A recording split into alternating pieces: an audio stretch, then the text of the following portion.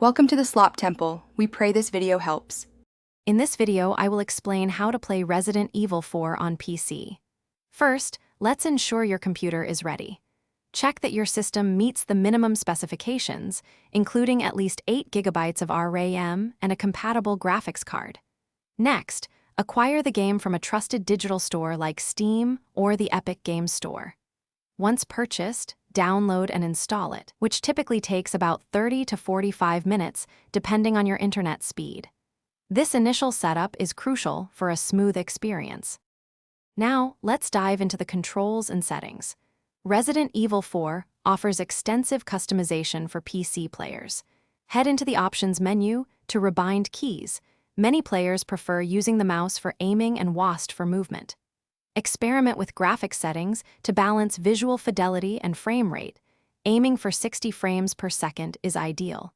Don't forget to set up quick access hotkeys for your inventory and map, saving precious seconds during intense encounters. With your setup complete, here are some gameplay tips to enhance your Resident Evil 4 experience on PC. The precision of mouse aiming is a huge advantage. Aim for enemy heads to conserve ammunition and maximize damage.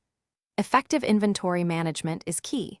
Only carry what you need and combine items wisely. Pay close attention to enemy attack patterns. Understanding their movements will help you dodge attacks and save valuable health items. Practice makes perfect in the survival horror classic. Finally, let's talk about enhancing your Resident Evil 4 PC experience. While mouse and keyboard offer precision, some players prefer a gamepad for a more classic feel. The game supports many controllers.